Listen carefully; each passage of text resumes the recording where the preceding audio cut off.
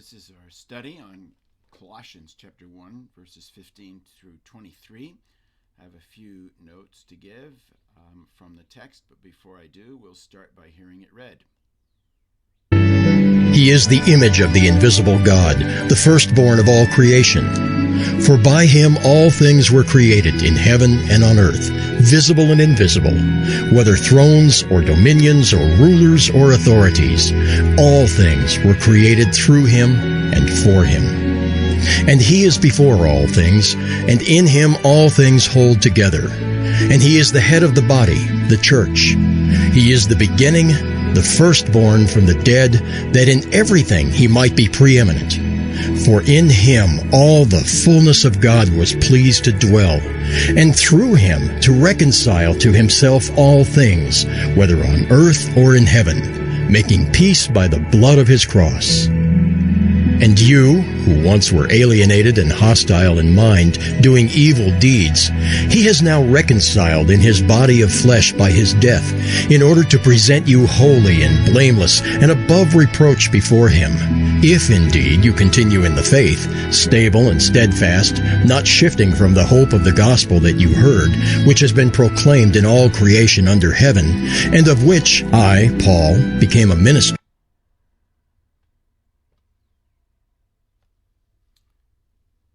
Well, we cut that off just a bit short. Last word was minister.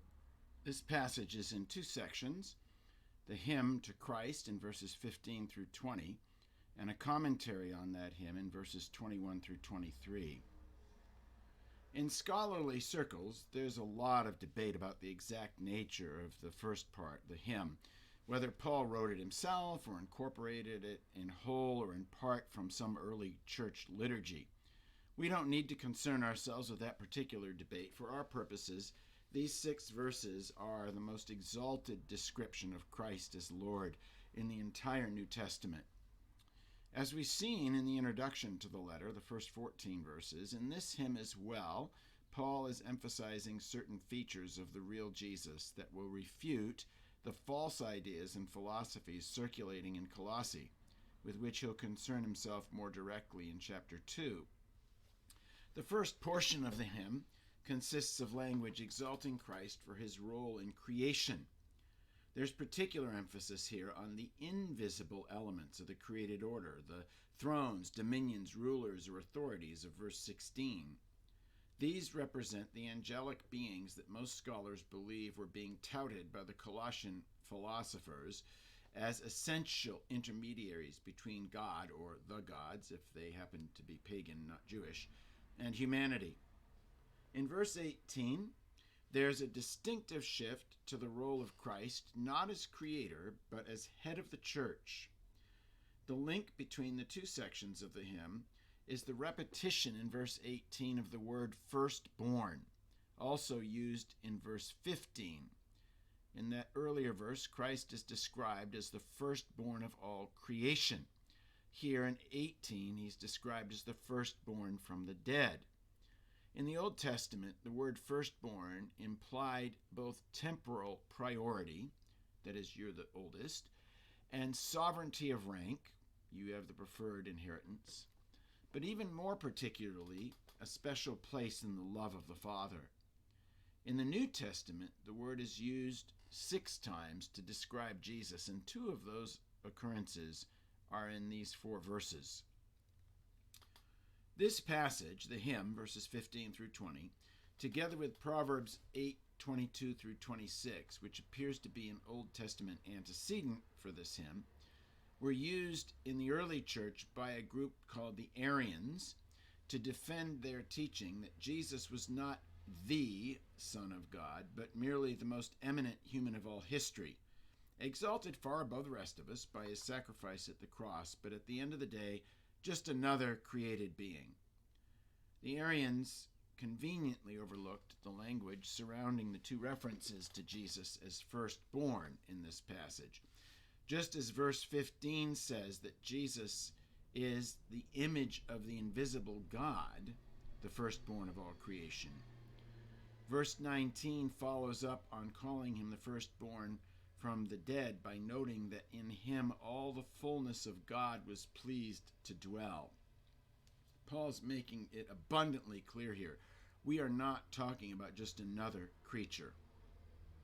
But whereas Christ's role in the first section of the hymn is to create and hold all things together, in the second section, his role is to reconcile all things. And pointedly, the hymn ends with the assertion that it's at the cross that Jesus has decisively done this. Or perhaps it's better to say that he has decisively laid the foundation for that reconciliation to be worked out in the ongoing life of the church. In the next three verses, 21 through 23, Paul appears to grapple with the tension that we've mentioned before between what Christ has achieved already through his sacrifice and death at the cross and his resurrection and ascension, and what has not yet appeared in observable reality. In verses 21 through 23, then, Paul turns to applying the theology of the hymn to the actual practical life of the Colossian Christians, and therefore to our practical life as well. He stresses here, as in the hymn, the reconciliation with God that Christ by his death has worked for disciples, as well as the universal availability of that reconciliation for all who will trust Christ as Savior and Lord. The exhortation, so important to verses 9 through 14, that we walk worthily, pleasing to the Lord, is paralleled in this passage by the assertion in verse 22 of God's full intention and ability to present you holy, without blemish and unreprovable. The reference to holy incorporates Old Testament notions both of God's people Israel as separated to him.